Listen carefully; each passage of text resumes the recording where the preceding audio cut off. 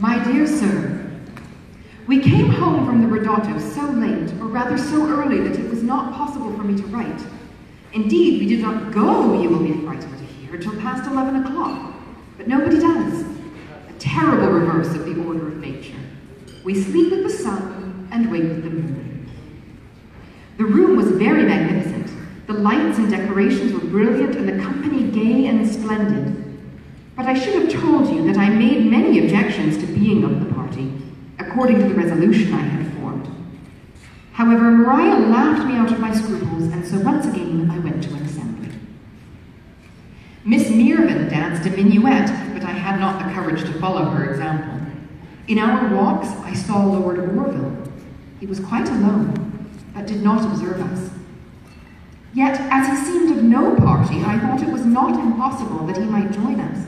And though I did not wish much to dance at all, yet I was more acquainted with him than with any other person in the room.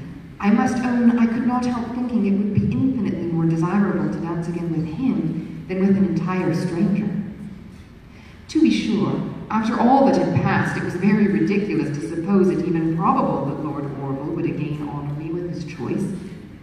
Yet I am compelled to confess my absurdity by way of explaining what follows. Miss Mirvan was soon engaged, and presently, after a very fashionable, gay-looking man, who seemed about 30 years of age, addressed himself to me, and begged to have the honor of dancing with me. Now, Maria's partner was a gentleman of Mrs. Mirvan's acquaintance, for she had told us it was highly improper for young women to dance with strangers at any public assembly. Indeed, it was by no means my wish to do so, yet I did not like to confine myself from dancing at all. Neither did I dare refuse this gentleman, as I had done Mr. Lavelle, and then, if any acquaintance should offer, except him.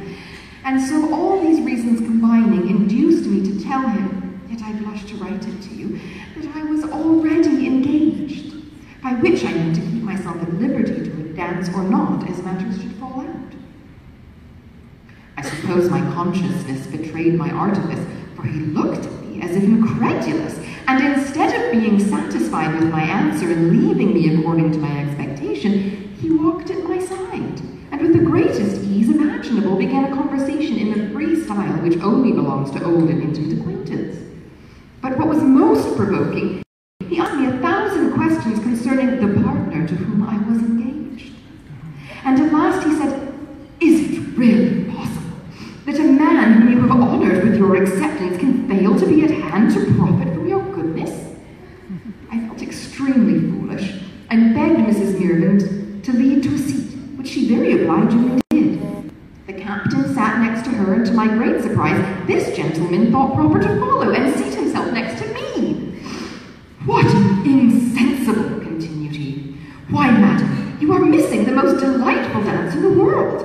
The man must be either mad or a fool. Which do you incline to think in yourself?" "Neither, sir," answered I in some confusion. He begged my pardon for the freedom of his supposition, saying, "I really was off my guard from astonishment that any man can be so much and so unaccountably his own enemy. But where, madam, can he possibly be? Has he left the room? Or has not he been in it?" "Indeed, sir," said I peevishly, "I know nothing of him." "I don't wonder that you are disconcerted, madam. It is really very provoking. The best part of the evening will be absolutely lost. He deserves not that you should wait for him." "I do not, sir," said I, "and beg you not to mortify you." "Indeed, madam," interrupted he, "a lady to wait for a gentleman? Oh, fie! Careless fellow, what can detain him? Will you give me leave to seek him?" "If you please, sir," answered I, quite terrified lest Mrs. Mirvan should attend to him, for she looked very much surprised at seeing me enter into conversation with a stranger. "With all my heart," cried he. "Pray, what coat has he on?" "Indeed, I never looked at it." "Out upon him," cried he. "What? Did he address you in a coat not worth looking at? What a shabby wench!" How ridiculous. I really could not help laughing, which I fear encouraged him, for he went, "Charming creature, and can you really bear ill usage with so much sweetness? Can you, like Patience on a monument, smile in the midst of disappointment? For my part, though I am not the offended person, my indignation is so great that I long to kick the fellow round the room, unless, indeed, hesitating and looking earnestly at me, unless, indeed, it is a partner of your own creating. But no, cried he again, and with warmth. It cannot be that you are so cruel. Softness itself is painted in your eyes. You could not surely have the barbarity so wantonly to trifle with my misery. I turned away from this nonsense with real disgust. Mrs. Mirvan saw my confusion, but was perplexed what to think of it, and I could not explain to her the cause lest the captain should hear me. I therefore proposed to walk, and she consented, and we all rose. But would you believe it? This man had the assurance to rise too and walk close by my side as if of my party. Now, cried he, I hope we shall see this ingrate. Is that he? Pointing to an old man who was lame. Or that? And in this manner he asked me of whoever was old or ugly in the room. I made no sort of answer, and when he found that I was resolutely silent and walked on as much as I could without observing him, he suddenly stamped his foot and cried out in a passion, Fool! Idiot! Booby! I turned hastily toward him. Oh, madam, continued he, forgive my vehemence, but I am distracted to think there should exist a wretch who can slight a blessing for which I would forfeit my life. Oh, if I could but meet him, I would soon, but I grow angry. Pardon me, madam, my passions are violent, but your injuries affect me. I began to apprehend that he was a madman, and stared at him with the utmost astonishment. I see you are moved, madam, said he. Generous creature, but don't be alarmed. I am cool again. I am indeed, upon my soul I am. I entreat you, most lovely of mortals, I entreat you to be easy. Indeed, sir, said I very seriously, I must insist upon your leaving me. You are quite a stranger to me, and I am both unused and averse to your language and your manners. This seemed to have some effect on him. He made me a low bow, begged my pardon, and vowed he would not for the world offend me. Then, sir, you must leave me, cried I. I am gone, madam, I am gone, with a most tragical air, and he marched away at a quick pace out of sight of the moment. But before I had time to congratulate myself, he was again at my elbow. And could you really let me go and not be sorry? Can you see me suffer torments inexpressible and yet retain all your favor for that miscreant who flies you? Ungrateful puppy, I could bastinado him. For heaven's sake, my dear, cried Mrs. Mirvan, who is he talking of? Indeed, I do not know, madam, said I, but I wish he would leave me. What's all that now? Cried the captain. The man made a low bow and said, Only, sir, a slight objection which this young lady makes to dancing with me and which I am endeavouring to obviate. I shall think myself greatly honoured if you will intercede for me. That lady, sir, said the captain coldly, is her own mistress. And he walked sullenly on. You, madam, said the man, who looked delighted to Mrs. Mirvan, you, I hope, will have the goodness to speak for me. Sir, answered she gravely, I have not the pleasure of being acquainted with you. I hope when you have, madam, cried he undaunted, you will honour me with your approbation. But while I am yet unknown to you, it would be truly generous of you to countenance me, and I flatter myself, madam, that you will not have cause to repent it. Mrs. Mirvan, with an embarrassed air, replied, I do not at all mean, sir, to doubt your being a gentleman, but what, madam? The doubt removed, why a but?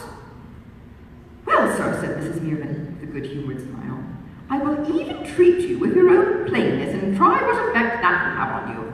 I must therefore tell you once and for all— Oh, pardon me, madam, interrupted he eagerly. You must not proceed with those words once and for all. No, if I have been too plain, and though a man deserve a rebuke, remember, dear ladies, that if you copy, you ought in justice to excuse me. We both stared at the man's strange behavior. Be nobler than your sex, continued he, turning to me. Honor me with one dance, and give up the ingrate who has merited so ill your patience. Mrs. Mirvan looked with astonishment at us both. Who does he speak of, my dear? You never mentioned— Oh, madam, exclaimed he, he was not worth mentioning. It is a pity he was ever thought us forget his existence. One dance is all I solicit. Permit me, madam, the honour of this young lady's hand. It will be a favour I shall ever most gratefully acknowledge. Sir, said she, favours and strangers with me have no connection.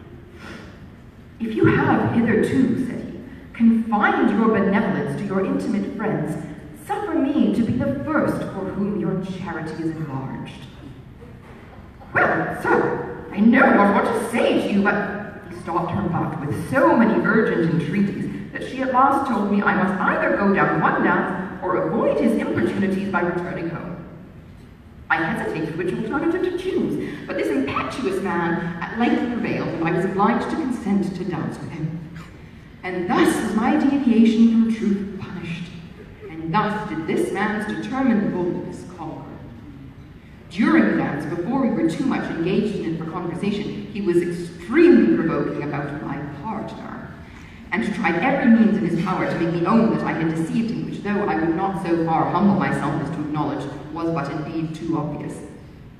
Lord Orville, I fancy, did not dance at all. He seemed to have a large acquaintance and joined several different parties, but you will easily suppose I was not much pleased to see him, in a few minutes after I was gone, walk towards the place I had just left and bow to and join Mrs. Mirvan. How unlucky I thought myself that I had not longer withstood this stranger's importunities. The moment we had gone down the dance, I was hastening away from him, but he stopped me and said that I could by no means return to my party without giving offence before we had done our duty of walking up the dance. As I know nothing at all of rules and customs, I was obliged to submit to his directions, but I fancy I looked rather uneasy, for he took notice of my inattention, saying in his free way, "Whence that anxiety? Why are those lovely eyes perpetually averted?" "I wish you would say no more to me, sir," cried I peevishly. "You have already destroyed all my happiness for this evening." "Good heaven! What is it I have done? How have I merited this scorn?" "You have tormented me to death. You have forced me from my friends and intruded yourself upon me against my will for a partner." "Surely, my dear madam, we ought to be better friends, since there seems to be something of sympathy in the frankness of our dispositions. And yet, were you not an angel, how do you think I could brook such contempt?" "If I have offended you," cried I, "you have but to leave me, and oh, how I wish you would." "My dear creature," said he, half laughing, "why, where could you be educated? Where I most sincerely wish I now was. How conscious you must be, all beautiful that you are, that those charming airs serve only to heighten the bloom of your complexion. Your freedom, sir, where you are more acquainted, may be perhaps less disagreeable, but to me you do me justice," cried he, interrupting me. "Yes, I do indeed improve upon acquaintance. You will hereafter be quite charmed with me." "Hereafter, sir, I hope I shall never—" "Oh, hush, hush. Have you forgot the situation in which I found you? Have you forgot that when deserted I pursued you? When betrayed I adored you? But for me, but for you, sir, I might perhaps have been happy." "What then? Am I to conclude that but for me, your partner would have appeared? Poor fellow! And did my presence awe him? I wish his presence, sir, could awe you." "His presence? Perhaps then you see him." "Perhaps, sir, I do," cried I, quite wearied of his raillery. "Where? Where, for heaven's sake, show me the wretch." "Wretch, sir? Oh, a very savage, a sneaking, shame-faced, despicable puppy." I know not what bewitched me, but my pride was hurt and my spirits were tired, and in short, I had the folly, looking at Lord Orville, to repeat, "Despicable, you think?" His eyes instantly followed mine. "Why, is that the gentleman?" I made no answer. I could not affirm, and I would not deny, for I hoped to be relieved from his teasing by mistake. The very moment we had done what he called our duty, I eagerly desired to return to Mrs. Mirvan. "To your partner, I presume, madam?" said he very gravely. This quite confounded me. I dreaded lest this mischievous man, ignorant of his rank, should address himself to Lord Orville and say something which might expose my artifice. Fool, to involve myself in such difficulties! I now feared what I had before wished, and therefore to avoid Lord Orville. I was obliged myself to propose going down another dance, though I was ready to sink with shame while I spoke. "But your partner, man," said he, affecting a very solemn air. "Perhaps he may resent my detaining you. If you will give me leave to ask his consent." "Not for the universe." "Who is he, madam?" I wished myself 100 miles off. He repeated his question. "What is his name?" "Nothing. Nobody. I don't know." He assumed a most important solemnity. "How not know? Give me leave, my dear madam, to recommend this caution to you. Never dance in public with a stranger, with one whose name you are unacquainted with, who may be a mere adventurer, a man of no character. Consider to what impertinence you may expose yourself." Was ever anything so ridiculous? I could not help laughing in spite of my vexation. At this instant, Mrs. Mirvan, followed by Lord Orville, walked up to us. You will easily believe it was not difficult for me to recover my gravity. But what was my consternation when this strange man, destined to be the scourge of my artifice, exclaimed, "Ha! My Lord Orville, I protest I did not know your lordship. What can I say for my usurpation? In faith, my lord, such a prize was not to be neglected." My shame and confusion were unspeakable. Who could have supposed or foreseen that this man knew Lord Orville? But falsehood is not more unjustifiable than unsafe. Lord Orville, well he might, looked all amazement. "The philosophic coldness of your lordship," continued this odious creature, "every man is not endowed with. I have used my utmost endeavours to entertain this lady, though I fear without success, and your lordship will be a little flattered if acquainted with the difficulty which attended my procuring the honour of only one dance."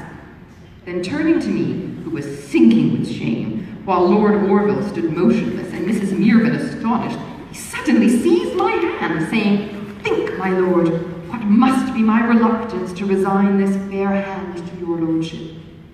In the same instant, Lord Orville took it of him. I coloured violently and made an effort to recover it.